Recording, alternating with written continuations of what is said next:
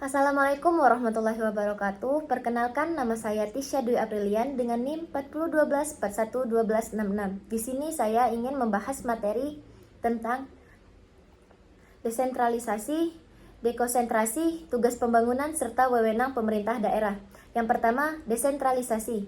Desentralisasi secara sederhana dapat diartikan sebagai penyerahan sebagian urusan pemerintahan dari pemerintah pusat kepada daerah otonom. Tujuannya adalah untuk meningkatkan efisiensi dan efektivitas penyelenggaraan pemerintahan, memberdayakan daerah, serta lebih mengakomodasi keberagaman dan kekhasan masing-masing daerah. Karakteristik utama desentralisasi yang pertama, penyerahan wewenang. Pemerintah pusat menyerahkan sebagian kewenangannya kepada pemerintahan daerah untuk mengatur dan mengurus urusan tertentu. Yang kedua, otonomi daerah. Daerah otonom memiliki hak untuk mengatur dan mengurus sendiri urusan pemerintahannya sesuai dengan peraturan perundang-undangan.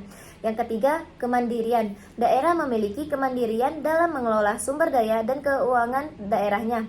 Yang keempat, partisipasi masyarakat.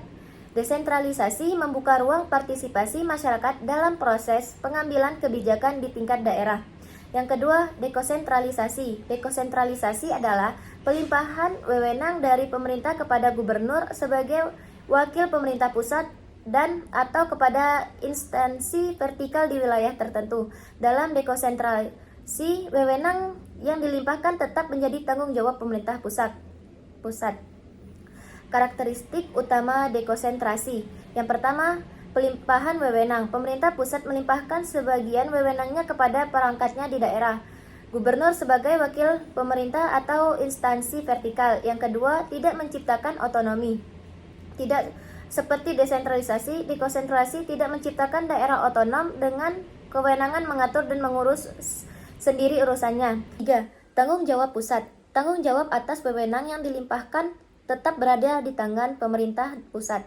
4. Pengawasan dan pembinaan. Pemerintah pusat tetap memiliki kewenangan untuk mengawasi dan membina pelaksanaan wewenang yang didekonsentrasikan. Yang ketiga, tugas pembangunan pemerintah daerah. Sebagai konsekuensi dari desentralisasi dan otonomi, pemerintah daerah memiliki tugas yang signifikan dalam melaksanakan pembangunan di wilayahnya. Tugas pembangunan ini meliputi beberapa aspek. Yang pertama, perencanaan pembangunan. Menyusun rencana pembangunan jangka panjang, menengah, dan tahunan daerah sesuai dengan kebutuhan dan potensi daerah serta kebijakan nasional. Yang kedua, pelaksanaan pembangunan. Melaksanakan program dan kegiatan pembangunan di berbagai sektor seperti infrastruktur, ekonomi, sosial, pendidikan, kesehatan, dan lingkungan hidup.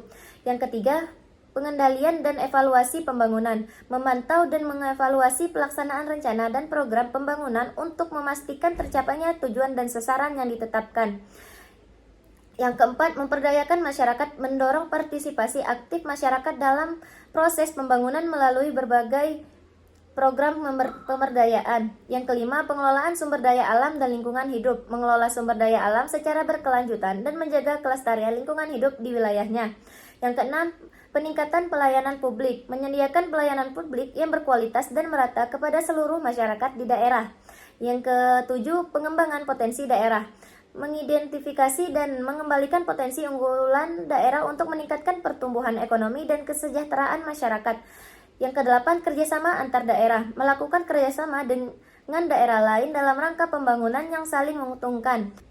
Yang keempat, wewenang pemerintah daerah. Wewenang pemerintah daerah adalah kekuasaan dan hak yang dimiliki oleh daerah otonom untuk mengatur dan mengurus urusan pemerintahannya sendiri sesuai dengan peraturan perundang-undangan. Wewenang ini merupakan esensi dari otonomi daerah.